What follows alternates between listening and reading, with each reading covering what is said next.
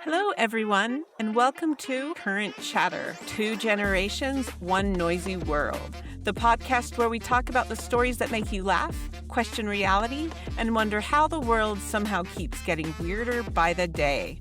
I'm Losa, and if this is your first time here, settle in because every week, me and my son Kota will dive into the strange, the trending, the unbelievable, and the headlines that leave us all with a collectively asking us why. From bizarre news stories and internet chaos to current events, pop culture madness, and the topics everyone can't stop talking about. Nothing is off limits here. If it's shocking, ridiculous, fascinating, controversial, or just plain confusing, we're probably talking about it. This podcast is part of commentary, part chaos, and part group therapy for people trying to survive modern life one headline at a time. So whether you're driving, cleaning your house, hiding from your responsibility, or just looking for a break from the insanity of the world around you, I'm glad you're here. Get comfortable, grab a drink, and let's get into Current Chatter. Hello, hello, hello. It's Friday afternoon, and you know what that means? Current Chatter. Two generations, one crazy world. How you doing today, Kota? I'm doing all right. How are you, Mama? I was much better until I tried to record the opening for today. Then I was like, oh, this is going to be a long afternoon. Yeah, you were struggling there for a minute. I did. The last time we did it, I struggled too. Maybe you should do the introductions and I should sit back and relax. Okay, it's a good thing next week's my turn. I Yes. do think, though, that our new opening music is starting to grow on me. Yes. It took me a minute to listen to it a couple of times, and I was like, yeah, this is good. Yeah. Right? It's got a different beat to it and a different, a feel to it, but I think it gives it life that we need. Right. Yeah. No, I totally agree. What do our listeners think of the new opener? Let us know in the comments. Yeah. So, Mom hit me up, I want to say, what was it, Tuesday or Wednesday of last week? And she was like, we need to watch The Crash on Netflix. I'd like to talk about it. And I was like, okay, I'd seen the trailer for it.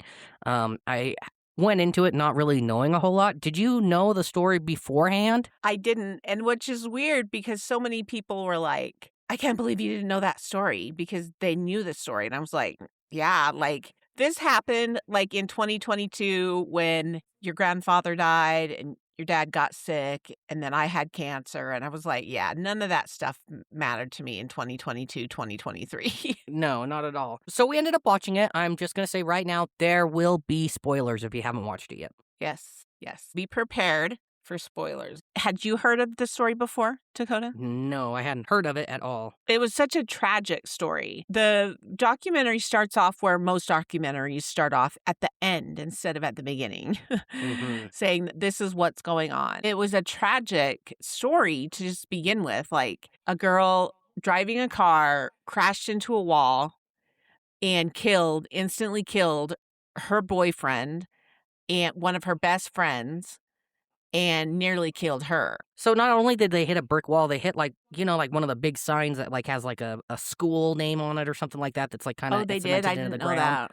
Yeah, so they hit that sign on the driver's side, and then the passenger side is where they hit the brick wall. But when the police get there, that car's nearly torn in half, just basically Right. almost down the center, torn in half. It was wild. It was to a see horrendous, horrendous car accident.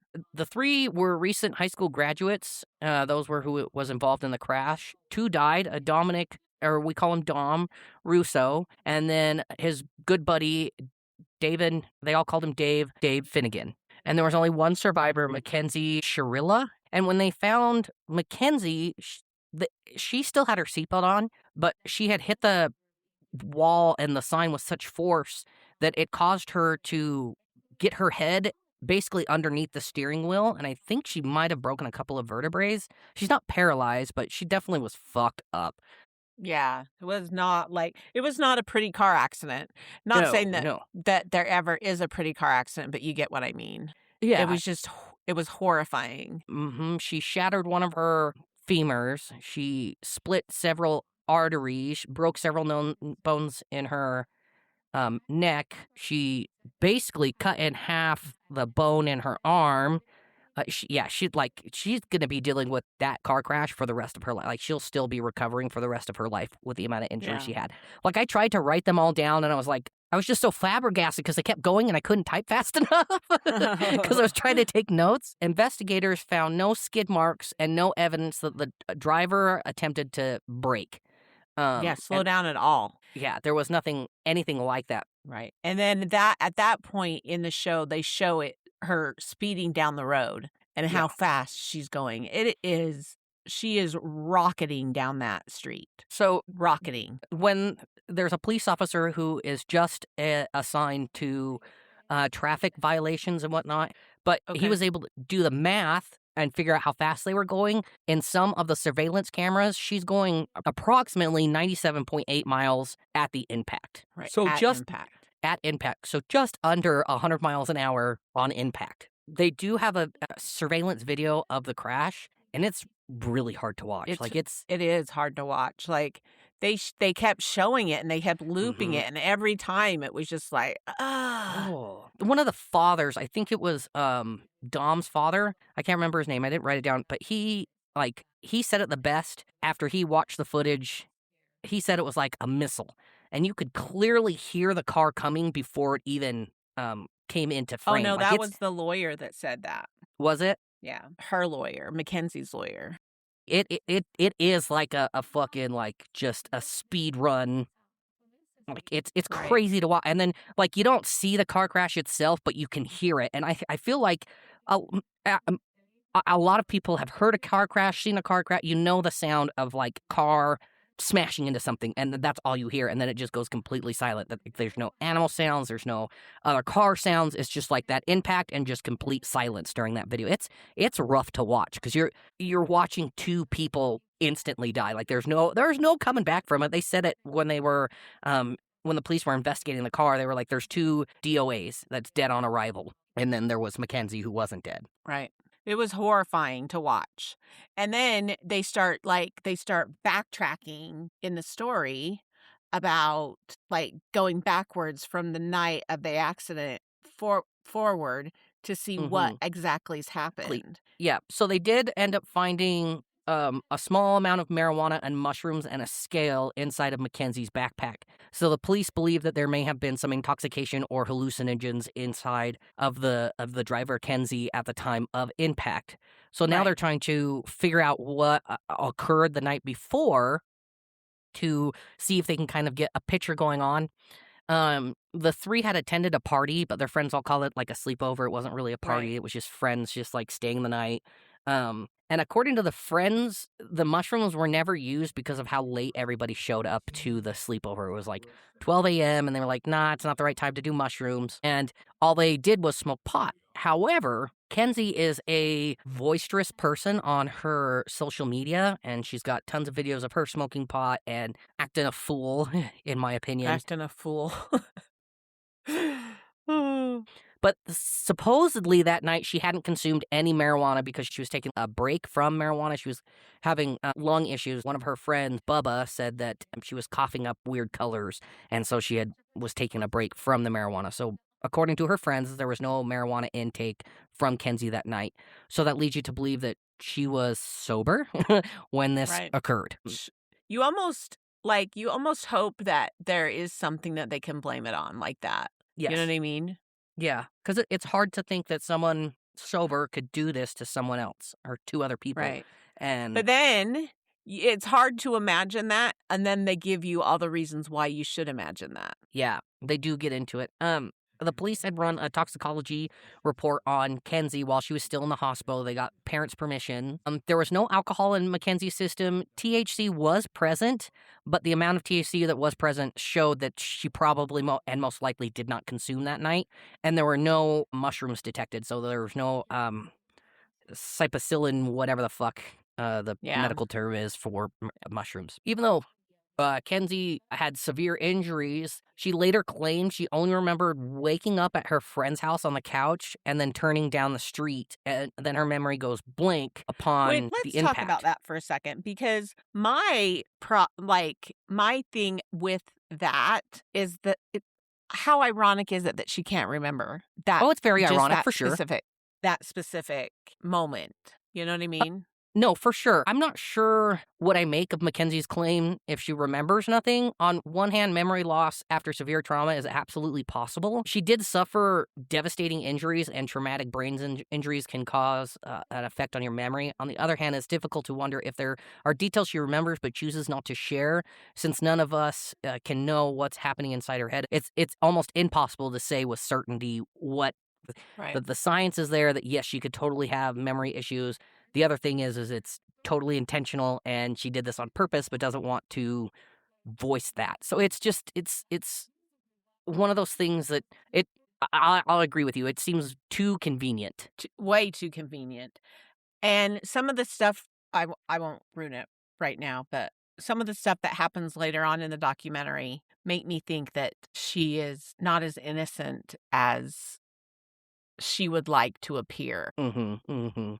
I'd like to get into the victims a little bit. I'd like to get into Dom and Dave, and their kind of dynamic. So Dom was super close to his family. His parents said that he never missed a family gathering, a family outing. He was always around and very attentive to his family. He did live on his own, which was interesting.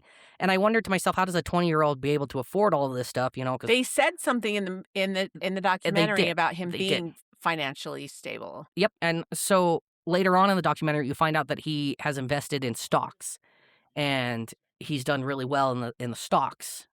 And that's how he's able to afford his lavish lifestyle. I wonder how much of his activity, though, because for a 20-year-old, that's a lot of stock. But, Yes. like, I wondered if there wasn't some other, Means of income. yeah, Yeah. And some illegal forms of income. they did kind of hint at it that Dom was dealing. It wasn't like a big hint, but in one of the text messages that they're showing on screen the night of the sleepover or party, whatever you want to call it, one of the friends had asked Mackenzie if Dom was willing to sell a bag of marijuana to them for the party. So they kind of go into it, but it's not like a for sure thing. And I think that they did that because they don't know for a fact whether Dom did that or not, and they don't want to point fingers at someone who can't give their side of the story, you know? Right. Yeah.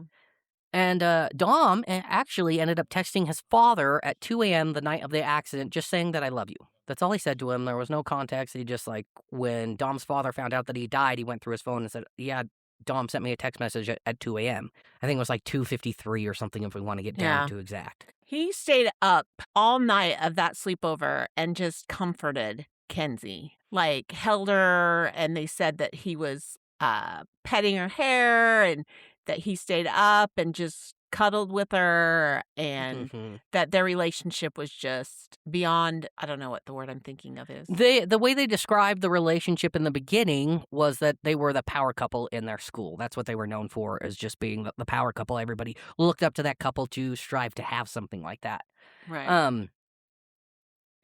And Dave, then for Dave, they didn't go into a lot of detail about him. No, they said that he was an aspiring barber, and he was a standout football player, but suffered injuries that ended his football future. I think he tore his ACL. Dave did have plans to work on their friend Bubba's truck in that morning. The very last minute, he changed his mind and got into the car with Dom and Mackenzie. He was living with Dom at the time of the accident, so he had told Bubba, I just want to go home and shower and sleep for a little bit longer, because it sounds like they'd been up all night partying and hanging out. Bubba, his friend, before Dave left, David told him that he loved him. And Bubba found that unusual because men don't show affection that way with their other guy friends.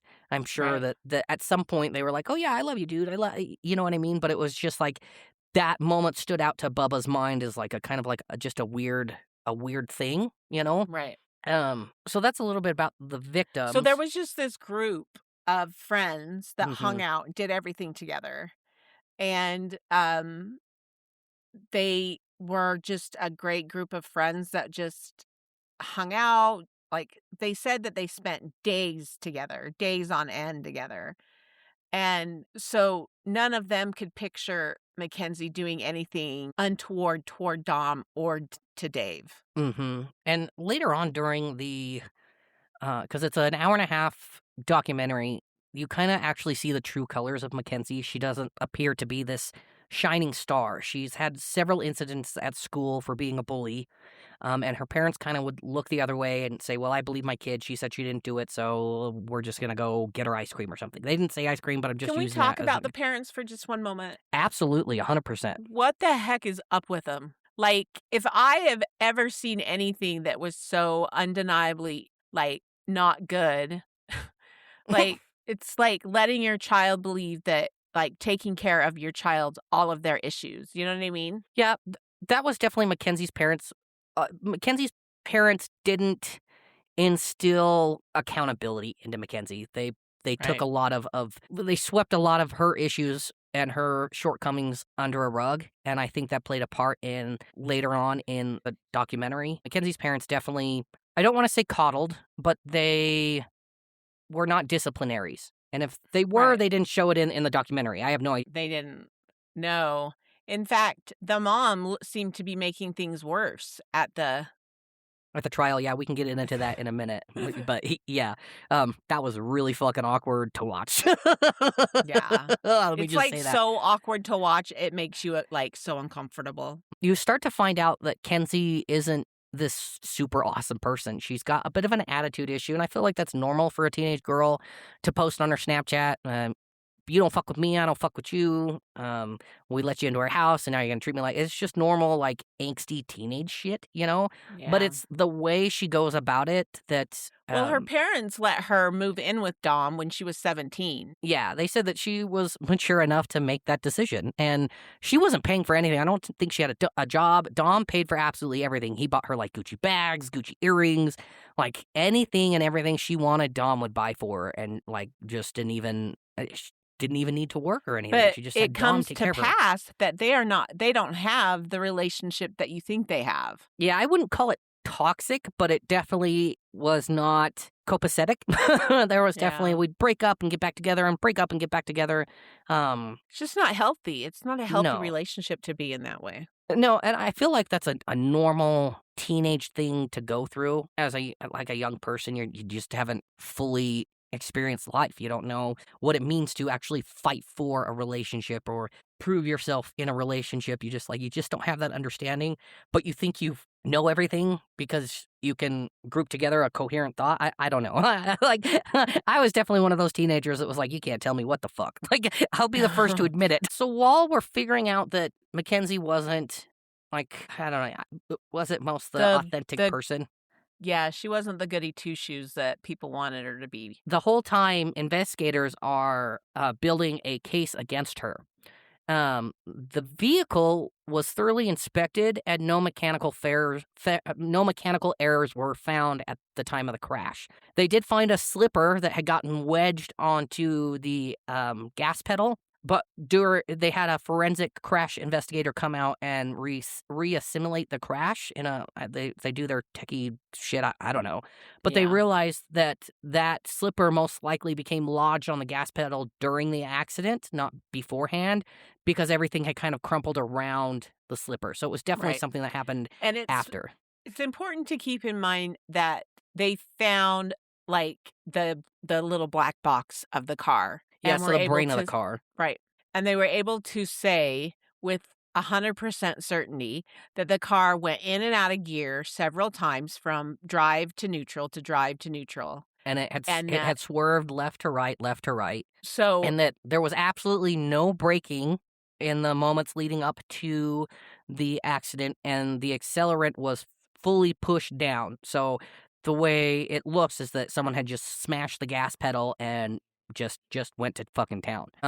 They theorized that the passenger, so Dom and Dave, were attempting to make Kenzie stop by putting it into Right. neutral, and then she would pop back into drive, and then they would pop it into neutral, she'd pop it back into drive, and the swerving was them attempting to take over the vehicle. take control That's of the what vehicle. That's what they theorized. They don't know that for a fact at this time. They don't know it for a fact at all, actually, because Yeah. they're not going to know, because one person doesn't remember and the other two are dead. Like, Exactly. and you can get all this information from a little black box. So Right. And so it showed that she didn't slow down. She wasn't, and then the other tests that they did, she wasn't impaired in any way. So what happens, ultimately is in November of that year, they arrest her Mm-hmm. and they charge her with vehicular manslaughter. No, they charge her with 2 counts of aggravated murder. Murder, sorry. Yes. And as they're building up for this case, they start having some of Dom and Dave's friends come into the precinct and give their side of things that's going on. Dom's Right. brother came in and told investigators that Dom was attempting to end the relationship with Mackenzie. He had gotten to a point where he couldn't handle the relationship, and anytime he went to go break up with her, she would act erratic and be able to weasel her way back into his life with her actions. 2 weeks prior to the crash, Dom had reportedly called his mother saying Mackenzie was driving recklessly and erratically. And Dom's mother sent one of their family friends to go and find Dom and Mackenzie on the freeway, which that doesn't make any sense to me. Like, call the police. Right? I didn't understand that. I thought that was just trying to put a bad spin on the situation. Yeah, exactly. I would not go chase someone that I knew was acting erratically on the freeway. Like that just doesn't, that math doesn't math to me. I don't understand it. And supposedly that friend had called Dom, and Mackenzie can be heard saying, "I'm going to crash this car with Dom inside." Supposedly, this is all supposedly. That's what the friend had claimed had happened. So you're kind of getting this like a pre-motive situation with Mackenzie. Like, she's threatened to do it before. So you're seeing these patterns of this person acting erratically, not thinking coherently, and it just screams immaturity, really. That's really all this screams, is just immaturity. So then maybe that's one of the reasons why you didn't like it, because you were irritated with the immaturity that was portrayed by Mackenzie. Yeah, spoiler alert, this was not my forte. I'll get into it a little bit. But let's jump into the trial. She's arrested for 2 counts of aggravated murder. Mom had an issue She had with... actually 12 counts against her. I don't know what all 12 counts were, but Well, I don't remember there being 12 counts, but the big 2 yeah. was the aggravated murder, right? Mm-hmm. Yeah. So in Ohio, that's where it's at, Ohio, right? Ohio, yeah. Strongville. Yep. So when you have a trial, you're able to pick a bench trial or a jury trial. And a bench trial is where you just go and you have the judge make the decision. A jury trial is where you bring in the 12 people and you have them listen and decide to go to trial. So this was the first huge mistake that Mackenzie made. Mom, why don't you get into... Because I haven't heard why you think this is a mistake. I don't know if it was a mistake. Well, I think that it was a mistake because... We haven't told the listeners what she picked. Oh, so she picked... So Mackenzie, as the defendant, Mackenzie was the one who got to choose whether she had a bench trial or jury trial. And because she got to pick, what she decided to do was she decided to do a bench trial, which means that she only had to convince one person that she was innocent. But she has to be able to, like, and here's why I thought it was a mistake. Because with a jury trial, all you have to do is do reasonable doubt. And there was enough reasonable doubt in this story for her to go free, I thought, with what they told us in the documentary. But, however, I think that because she didn't go with a jury trial, she went with a bench trial. That was a bad mistake. You think that was the nail in the coffin at the end of the day? Yeah. Yeah. Because that judge did not like her. No. And I mean, she's probably a hard person to like. Just given on all the things that she had talked about. So one of the things that they had never talked about until right during trial, which it felt kind of like a gotcha moment. They were like, well, she has POTS, and that's what caused the crash. And from my understanding of POTS, maybe Mama, you can get into it a little bit more, being that you have a little bit better medical understanding than I do. I have never heard of it before. Oh, really? Be honest with you. What they had said was POTS is like and I don't want to say a disease, it's an illness where you just black out. Yeah. And the problem with the POTS scenario is that no one has ever seen her do it. And, you know, your dad made a good except point. For her mother. Like, well, except for her mother. Her mother had claimed she had seen her pass out. Right. And I just think that it was a load of horse shit. The POTS was just a smoke screen and was she didn't have POTS. Come on. No. So I really enjoyed when that came out because they put the mother on trial as a witness, and the prosecutor was like, "You knew your daughter had POTS. You knew your daughter would occasionally pass out, and yet you still signed off on her getting a driver's license when you knew this could be a risk to someone." And that's when the mom was like, "Yeah, of course. Like, she needs to be free. Like, you know Right. what I mean?" Another stellar moment from her parents. Like, if you knew I had narcolepsy and I just fell asleep randomly, would you sign off on me getting a vehicle or getting my No. license? Sorry. No. I don't care how much Yeah. how upset you are about it. There's just like, it's not your life, it's everybody else's. Yes. As the adult in the situation, you should see that there's an issue and you shouldn't allow that to happen, correct? Correct. Yeah. Prosecutors argued that the driving behavior was inconsistent with someone who was blacked out. The road that she was going almost 100 miles an hour was kind of twisty and turny, not too bad, but like if someone was passed out. And they have video of her driving the car in control Yes. just minutes before she kills everybody. So you can't tell me she blacked out. Like, you just Right. can't with the way she's driving the car. And this was about the point in the documentary where you're shocked because they bring in Mackenzie Mm-hmm. to tell her own side of the story. And you're like, ooh, this is good. And I have to admit that she looked so much healthier Yes. from jail. And you know what and you know what I think it is? I think it's because they got her medication correct.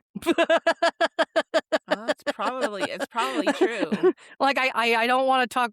I don't agree with our judicial system and our jail system. I don't agree with it at all. But they do try to give people that need the medication the correct medication. They try, but she did look a lot better and She not looked as a so lot healthier sickly. and Yeah, clean and yeah. She wasn't as sickly like when she's a small gal, like teeny tiny, like she's itty bitty teeny tiny. yeah. Like one shot of tequila and she would have a hangover for a month. Like, she's a little girl. Yeah, she was tiny. But so the judge finds her guilty. Guilty Of- on all charges. Yes. All charges, not just one or two, not just reckless driving, she found her guilty of all things. And so then she got sentenced, and she got sentenced to 15 years to life. 15 years for both murders. Yes. So she's got 15 30 years for each one, but she said she's doing them concurrently, meaning that Yes. she's so she could get out. And what did they say? I think they said she's up for parole in 2037, which is right. not that far away. Ridiculous. I was thinking about it today, and I was like, I'm closer to 2030 than I am to 2020. And I just was like, that's a weird thought to have. You know what I mean? Yeah. So that's how old I feel. So she, where were we? My brain just took a She was header. convicted. So she was She got the 30 years. convicted of everything. She was sentenced to 15 years for life, 15 years for each one, but they are to be served concurrently so she can get out sooner. And she comes back and she's like, because they're interviewing her in prison, and she's like, I don't know what happened because I don't remember, but I know that it had to have been an accident. And you have to keep in mind, they show it right toward the end. The whole time she's doing this interview, her lawyer is present. And at one point, they ask her a specific question, and she looks at her lawyer like, is it okay for me to answer? Which doesn't show that she's guilty, but it's very calculating. Like, if you are Right. not guilty of what you're doing, I don't need a lawyer there. Like, I don't need a lawyer to apologize to someone. Like, I know I fucked up. I don't need that representation there. I fucked up, and here's what I did, and so on and so forth. You know what I'm saying? But for Right, her to have yeah. a lawyer there to me, and I've always said this, your actions speak so much louder than your words. And that action there, for me, was another smoking gun. Well, that she just was like, I couldn't have done it, but if I did do it, I know it was completely. I want you to talk about, so they allow family members of both victims and Mackenzie's parents to come up and have a final statement before. Prior to the sentencing. Correct. You get Dom and Dave's family coming up and saying how she's ruined their lives. They can never get their children back. Her parents are able to go see her. I'll never get to see my family member again. And then you get her mom that Oh, comes up onto the it stand. was Can you, so hard to watch. It was so hard to watch. her mom basically was like, "This is a tragedy, but not seeing my daughter for so long is an even bigger tragedy." That's the gist I got from it. And the judge is like, "Well, what about Dom and Dave's parents? Like, what about them? They're never gonna see their kid again." And mom kind of like backtracks and goes, "Oh, yes, that is also a terrible accident. Like, that's not at all what I'm getting." And the judge is like, Can you just please leave?" Like, she stops her in the middle of her speech on how good of a character Mackenzie is because it was just so outlandish. It was uncomfortable to watch. Yes, it was bad. Then they give Mackenzie a moment to apologize, and she maybe says a paragraph, maybe two. Yeah, she doesn't say much. Nope. And Dave's little sister on there, who never liked Mackenzie, she thought Mackenzie was a piece of shit the whole time. She was like, "Fuck that apology. That wasn't shit." That's what she says to the camera. I was like, that was the worst Yeah. apology I've ever seen. Yeah. Well, here's my thoughts. Are you ready? Okay. Yeah. I seriously think that she was like, "I'm going to kill us both." Like, it was one of those, if I can't have you, nobody can have you type of arguments. I think Dave was just an innocent bystander. Yeah. Yeah. Totally innocent bystander who was just happened to be in the car. Yeah. And she was arguing with Dom and speeding up and saying she was going to kill them both, not thinking that Dave was, I seriously think she thought she would die in the crash. I do too. She was betting on that she would die in the crash, and she didn't. She killed 2 other people.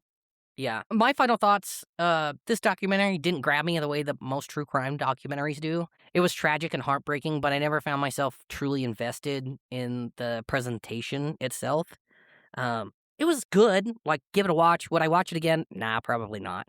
Yeah. Does my heart go out to the family? Absolutely. To Dom and Dave's family, I am so sorry for your loss. Like, there's nothing that anyone can say to ever make that pain stop. Like, my condolences go out to that family. Right. What stood out to me most was this felt like a teenager who had never truly faced accountability until being confronted with adult consequences. Whether the crash was intentional or not, it is something only Mackenzie really knows. Personally, I go back and forth. Part of me wonders if she intended to scare the boys and never imagined it would even end up this way. Kind of like what you said was that if I Yeah. can't have you, nobody Yeah. can. Do I think she felt guilty? Yes, I do. Two young men lost their lives, and she has to live with that reality every day. Whether the crash was intentional or reckless, the outcome is something she can never take back. Do you It's think she feels true. guilty? I don't know. You don't know? I think that it's one of those, she feels guilty because she was caught, Yeah. not because of what she did was wrong. Mm-hmm. Do you know what I mean? Yeah. One thing I found myself asking during the whole documentary was if Dom truly believed Mackenzie had been acting irrationally and driving recklessly in the weeks leading up to the crash, why would he let her drive at all? Right? It's a Like, good question. no matter how tired I am, if the person that's gonna drive me home I know is either like hammered, not thinking clearly, hasn't taken their medication, I'm not gonna let him fucking drive me. That's just me as an adult. You know what I'm saying? Like if this person had been acting so erratically, why would you allow them? Why would you get behind the wheel of the car with them? Why would you get Exactly. in the car with them? Doesn't make any sense. It's like your buddy took you to the bar, now he's hammered and he's gonna drive you home. No, you're not gonna let your hammered buddy drive you home. And if you are, I hope you have your fucking seatbelt on. I don't know what to tell you. You decided to act on that reckless behavior. Right. Um, So that was the crash. Yeah. Anything else you wanted to hit on? no, Would you recommend people watch it? I would. Yeah. Like I said, it's a good watch. Would I watch it again? Probably not. But yeah, a rating 1 to 10, I would give it a high 5, a low 6. See, I would have given it a 7. Just because I hadn't heard anything about the story before. I would have given it a low 7. A low 7, I think. So our next fun and exciting segment is called Fun Debate Segment Questions. You ready, Kota? Hit me with it. Would you rather lose your phone for 1 month or your car for 1 month? My phone, because I can get everything I look at on my phone on a laptop or a desktop. Oh, no. I would take my car. I don't care. You don't rely on your car as much as I do. I have to drive to work. I'll sit in the house. I don't care. Take away my ability to leave. Ain't gonna kill me. Well, I have to get to work and whatnot, and I would hate to try to figure out the bus routes, Granted, I'd have my cell phone, so they'd just fucking tell me, but no, I use my car way too much. You can call Uber on your phone. Yeah. Or I could just Yeah. drive myself. Yeah. The hard thing for me would not being able. I would have to drive to the bank constantly, and because I don't have my bank app, I don't have a bank app, so I wouldn't be able to transfer money and whatnot. Oh no, I think that would be the hardest part for me. I have to have my phone. I'm sorry, I'm addicted. I need help. All right, next question. What food smells amazing but tastes terrible to you? I don't know. I don't know how to answer that question. It's a tough one, say, huh? Yeah, I would say most desserts because I'm not a big sweet guy, but they smell absolutely amazing. They're just too sweet. Mine would be corned beef and cabbage. Yeah, I like Smells corned beef so good. Corned beef and cabbage, like my mom and dad would make that at least once or twice a year at the house when I was young. And I would gag on the cabbage. It's so horrible. But it smells good, and you like the way we eat it in the Polynesian culture, Oh, but Polynesian no. cabbage is always so good. No, I couldn't. Corned beef too. Polynesian corned beef. Ugh. With so coconut fucking milk. Good. Mm-hmm. A little bit of coconut. Mm-hmm. Yeah, no, I would choke. I would gag on cabbage. The corned beef I was fine with. Was the cabbage. And you were part of the generation that was like you weren't allowed to get up from the table till you ate all your food. Oh, no. Funny story. I was probably 8 or 9, and I refused to eat the lima beans that my mom made for me. And I was like, I ain't eating those. They are nasty. And to this day, I haven't eaten any. But my mom was like, you're not leaving this table until you eat your lima beans. And I was like, I'll sit here for the rest of my life. I don't care. Would you still be sitting there right now if you could? Yeah, I wasn't going to eat them. I didn't eat them, and she was finally like, go to your room. And I'm like, done. You're like, starvation never sounded so good. The thing is later on as an adult, I found out my mom hated lima beans. Hated them. I'm like, why would you feed them to us if you hated them? She's like, because they're vegetables. They're good for you. And I'm like, no, they're not. Like, you remember? Like, I was scarred because you wouldn't let me leave the table. And I don't think I've ever had lima beans. I can't think of having them. Oh, they are terrible. Terrible. Oh, so horrible. All right, next question. What's a rich person thing that secretly sucks? I don't know, because I'm not a fucking rich person. I know that, and I don't know any rich people. No. All right, we'll skip that one. What old technology do you weirdly miss? I miss the boom boxes. Like, when I was little, I had a pink boom box, and it was like this big. It was like maybe a foot long, like 3 or 4 inches tall, and I thought I was the coolest thing in the whole world with that. Like on your shoulder, just fucking rocking out. And it was just this little girly boom box. It was pink.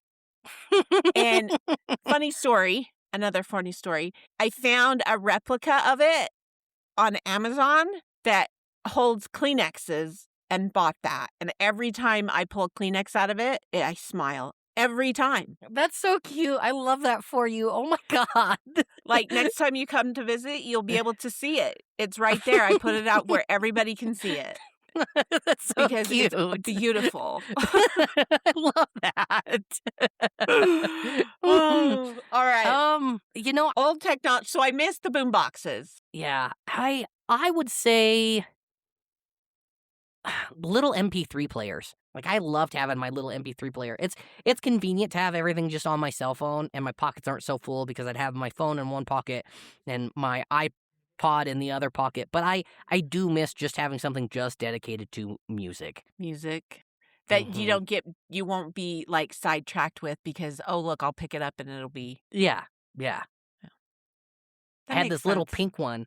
I had this little pink one that would record. So, like, I'd just play music on YouTube, and then I would record the music. So I always had anything I ever wanted to listen to, until I got my iPod Touch. That's the way to do it.